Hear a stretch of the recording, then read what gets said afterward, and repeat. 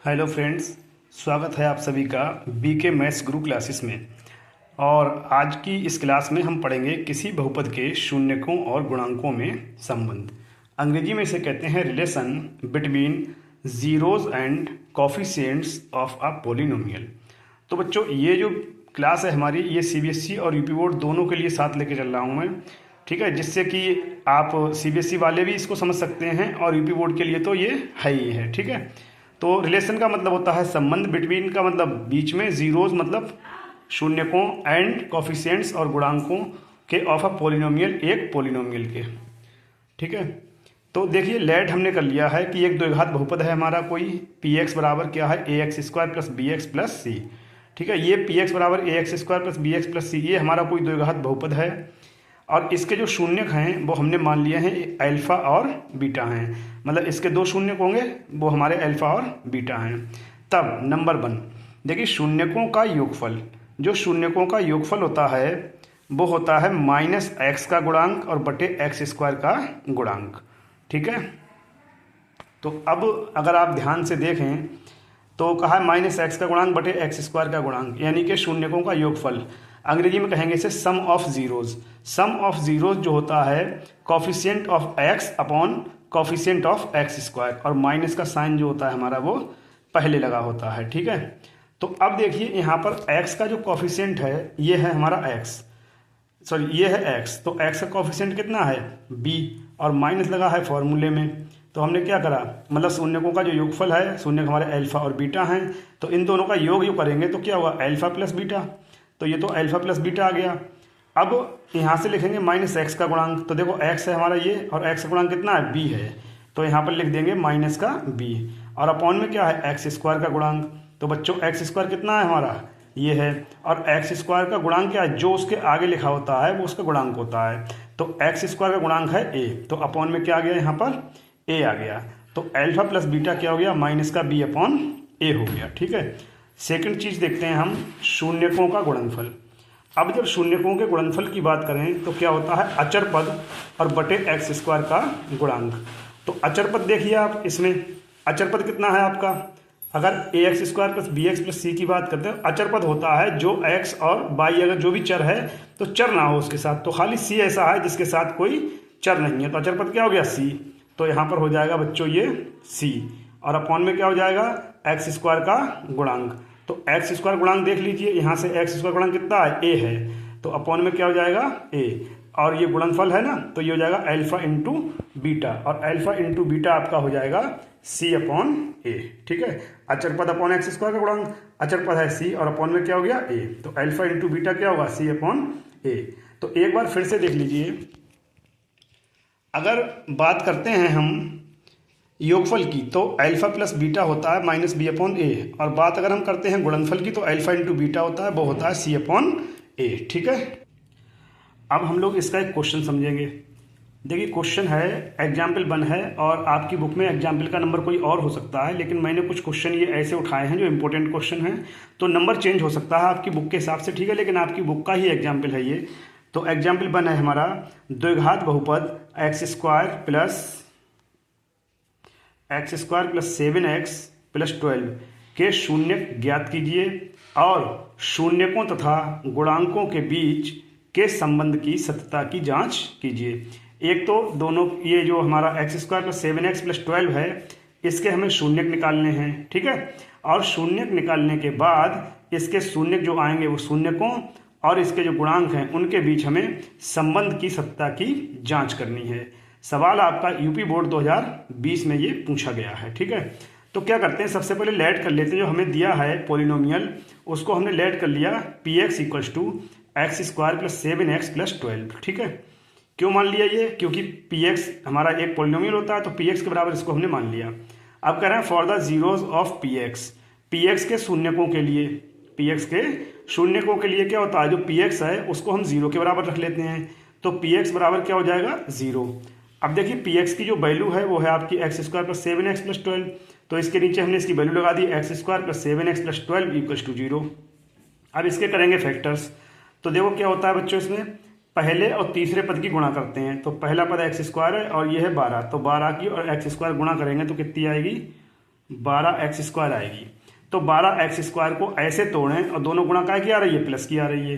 तो 12x² को ऐसे तोड़ें कि बीच वाला जो पद है वो जोड़ें तो 7 आ जाए, और अगर उनकी गुणा करें तो कितना हो जाए, 12। तो 7 को ऐसे फैक्टर में तोड़ना है कि जोड़ने पर 7 हो जाए, गुणा करने पर 12। तो मैंने तोड़ा था यहाँ पर बच्चों 5 और 2, 5 और 2 7 होता है, लेकिन 5 दूनी 10, क्या हुआ, 10 जो है वो 12 के बराबर नहीं आ रहा है ना, क्योंकि इनकी गुणा 12 आ रही है। तो 5 से और 2 से काम नहीं चलेगा, भले ही वो जोड़ के तो 5 हो रहा है, लेकिन गुणा करने पर 12 नहीं आ रहा है।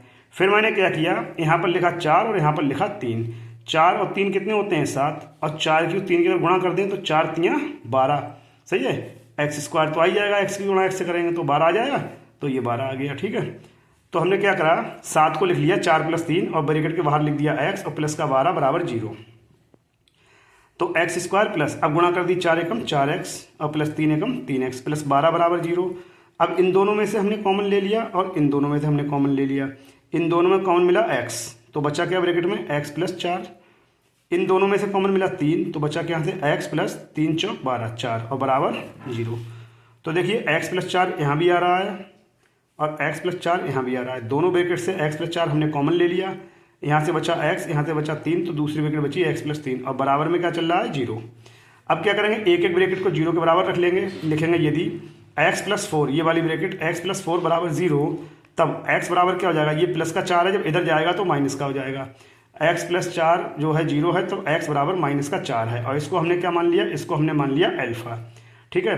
फिर लिखेंगे यदि x + 3, दूसरी ब्रैकेट को 0 के बराबर रखेंगे तब x बराबर आ जाएगा इधर जाके -3, इसको हमने क्या मान लिया, बीटा के बराबर मान लिया, यानी कि अल्फा का मान हमारा जो है -4 है और बीटा का मान -3 है, ठीक है। फिर देखेंगे, ये तो हमें मिल गए जीरोज़। अब बात करेंगे हम कॉफिशिएंट की, यानी कि गुणांकों की। तो और देखिए px बराबर हमारा x² + 7x + 12 है, इसकी तुलना हम कर देंगे px बराबर का ऐसे ax² + bx + c, जो कि क्वाड्रेटिक इक्वेशन है जनरल, ठीक है। इससे तुलना करेंगे तो देखो यहाँ पर a है, यहाँ पर क्या है, कुछ नहीं है तो 1 तो है, तो क्या हुआ, a का मान कितना हो जाएगा, 1, a बराबर 1। यहाँ पर x से पहले b है, यहाँ x से पहले 7 है, तो ये देखिए b का मान कितना हो जाएगा, 7 हो जाएगा, ठीक है, b बराबर 7। यहाँ अचर पद c है, यहाँ अचर पद कितना है, 12, तो c का मान कितना हो जाएगा, 12 हो जाएगा, ठीक है। अब करेंगे वेरिफिकेशन। तो वेरिफिकेशन में बच्चों देखिए क्या है, वेरिफिकेशन में दो चीज़ें होती हैं, एक होता है अल्फा + बीटा, और अल्फा + बीटा क्या होता है, -b/a होता है, ठीक है। तो अल्फा का मान आप लगा देंगे, देखिए अल्फा का मान आपको ये यहाँ से मिला है -4, बीटा का मान मिला है आपको -3।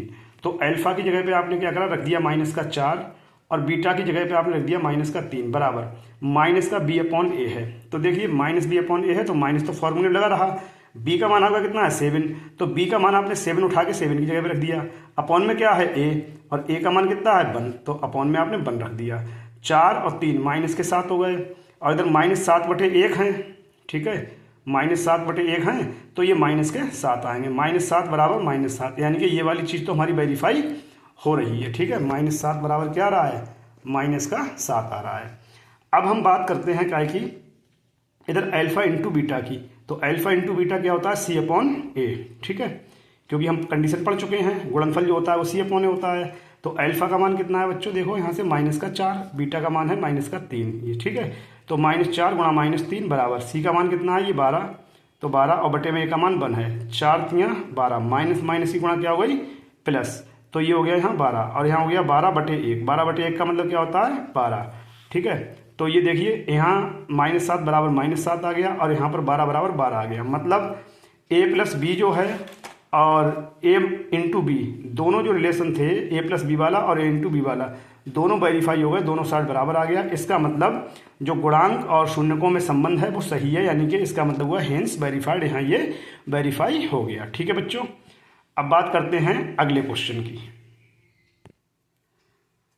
अगला टॉपिक है हमारा, क्वेश्चन बाद में करेंगे, पहले टॉपिक पढ़ते हैं, द्विघात बहुपद बनाना जिसके शून्यक अल्फा और बीटा दिए हों। मतलब क्या करना है, अब हमें एक द्विघात बहुपद बनाना है जिसके शून्यक हमें अल्फा और बीटा क्या हैं, दिए हैं, ठीक है। To find the quadratic polynomial who zeros are alpha and beta. To find मतलब प्राप्त करना, क्वाड्रेटिक पोलिनोमियल मतलब द्विघात बहुपद, हुज मीन्स जिसके zeros are alpha and beta, जिसके जीरोज अल्फा और बीटा हैं। तो देखिएगा, द्विघात बहुपद का फॉर्मूला होता है, द्विघात बहुपद बराबर होता है एक्स स्क्वायर माइनस मूलों का योगफल ब्रैकेट के बाहर एक्स प्लस मूलों का गुणनफल। ठीक है, ये फॉर्मूला होता है। इसी फॉर्मूले को अगर हम मैथमेटिकली लिखेंगे तो ये बनेगा पी एक्स बराबर एक्स स्क्वायर माइनस ब्रैकेट में अल्फा प्लस बीटा ब्रैकेट से बाहर एक्स और प्लस अल्फा इंटू बीटा। तो इस फॉर्मूले में हम मान लगा देंगे तो हमें द्विघात बहुपद मिल जाएगा। ठीक है, अब देखिएगा हमारा क्वेश्चन है एक कि एक द्विघात बहुपद ज्ञात कीजिए जिसके शून्यकों का योगफल तथा गुणनफल क्रमशः 6 और 9 है। मतलब कहने का ये है कि जो शून्यकों का योगफल है ना वो तो 6 है और जो गुणनफल है वो 9 है। तो देखिए लिखेंगे बच्चों, गिवन दैट, क्या लिखेंगे,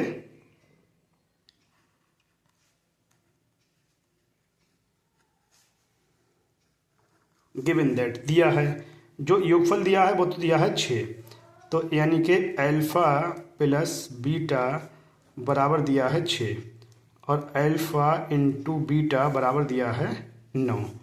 तो इसलिए द्विघात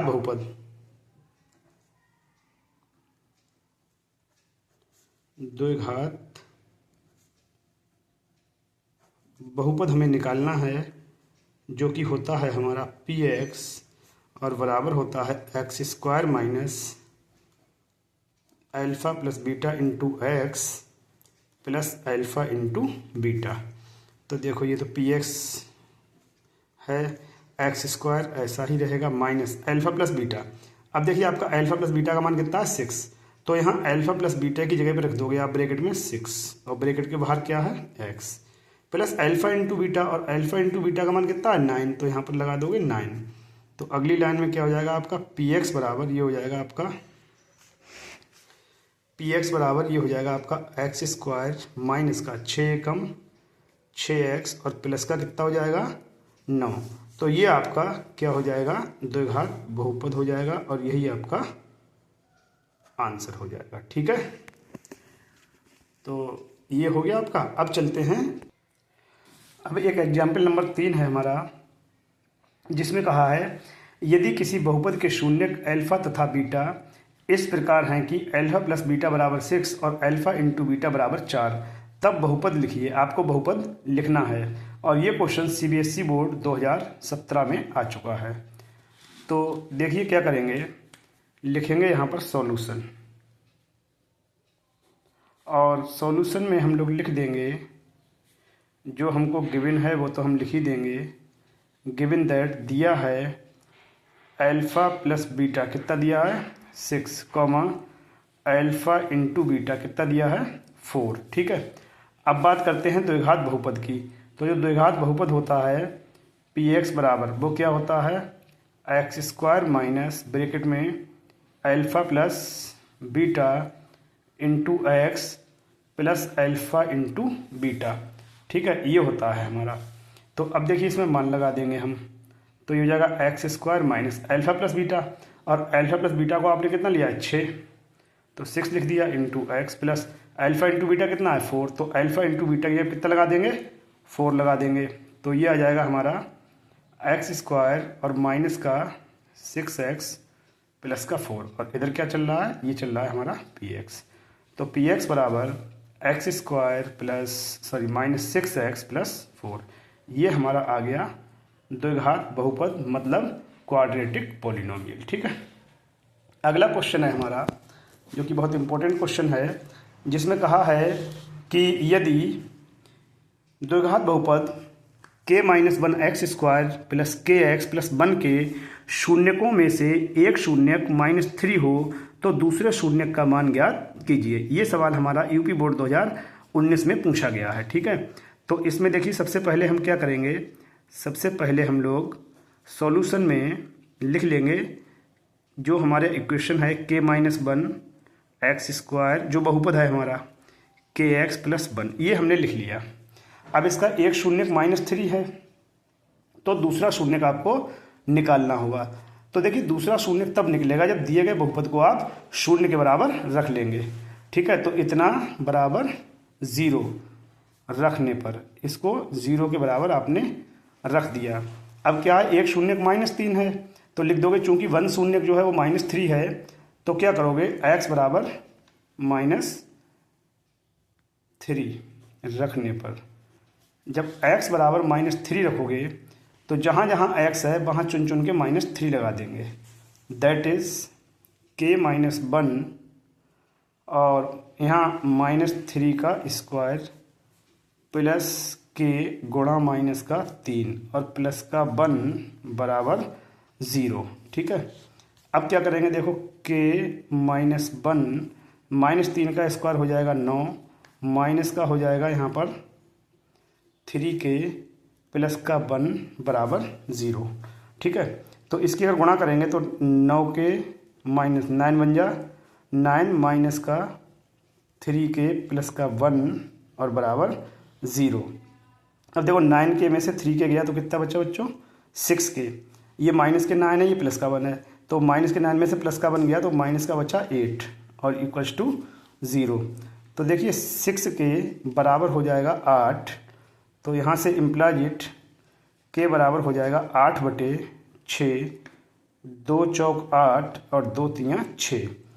तो k का जो मान है वो हमारा आ जाएगा 4/3। ये तो k का मान आ गया बच्चों। ठीक है, सवाल में ये भी कह सकता था वो कि k का मान ज्ञात कीजिए तथा दूसरा शून्य ज्ञात कीजिए, तो ये k का मान आ गया 4/3। इसको तो निकलना ही निकलना था k के मान के लिए। ठीक है, अब हमें दूसरा शून्य अभी तक नहीं मिला है, हमें दूसरा शून्य निकालना है, तो ये k का मान कहाँ लगा दोगे, k का मान इस समीकरण में लगा दोगे और समीकरण में k का मान लगाने के बाद सॉल्व कर लोगे और सॉल्व करने के बाद क्या होगा, सॉल्व करने के बाद आपको मिल जाएगा एक द्विघात बहुपद, फिर उसके बाद उसे फिर सॉल्व करेंगे। अब k का मान दिए गए बहुपद में रखने पर। ठीक है, अब लिखेंगे हम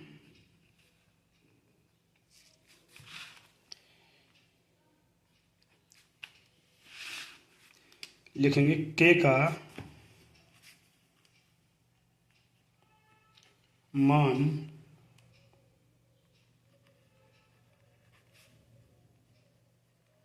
दिए गए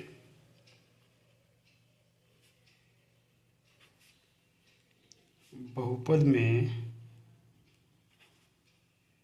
रखने पर।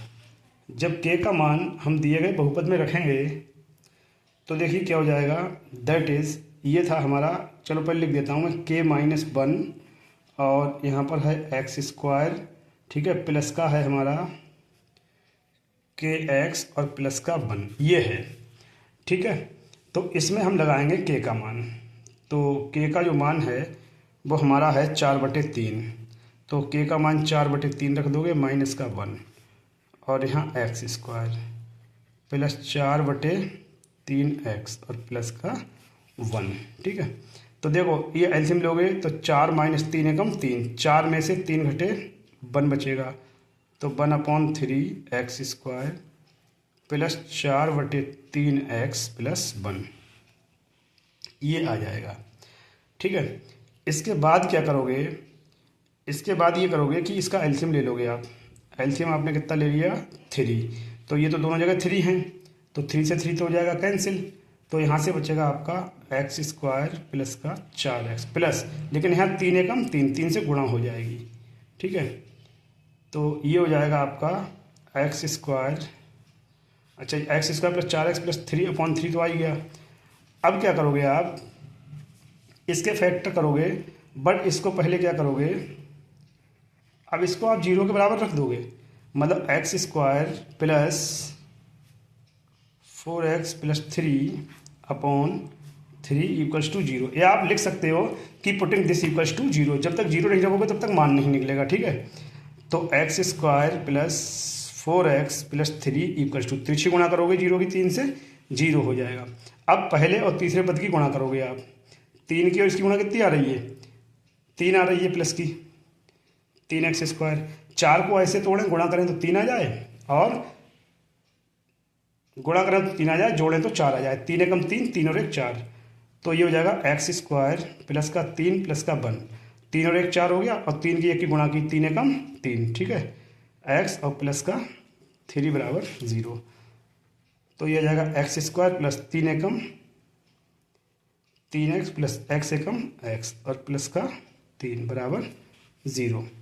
तो x ले लिया हमने कॉमन, तो बचा हमारा x प्लस 3 प्लस का 1 ले लिया हमने इधर से कॉमन, तो बचा x प्लस 3 इक्वल्स टू 0। तो x प्लस 3 आ जाएगा हमारा एक ब्रैकेट में और x प्लस 1 आ जाएगा, क्योंकि x प्लस 3 यहाँ है, x प्लस 3 यहाँ है, तो दोनों में से x प्लस 3 कॉमन आ गया, यहाँ से बचा x, यहाँ से बचा 1, तो x प्लस 1 और बराबर क्या हो गया 0। तो अब लिख दोगे तुम, यदि x प्लस 3 बराबर 0 तब x बराबर -3, ये तो हमें दिया ही है, सही है। और फिर क्या करोगे, फिर लिखोगे यदि x प्लस 1 बराबर 0 तब x बराबर -1। ठीक है, तो दूसरा जो शून्यक है वो हमें क्या मिला, -1। तो लिख दोगे यहाँ पर अतः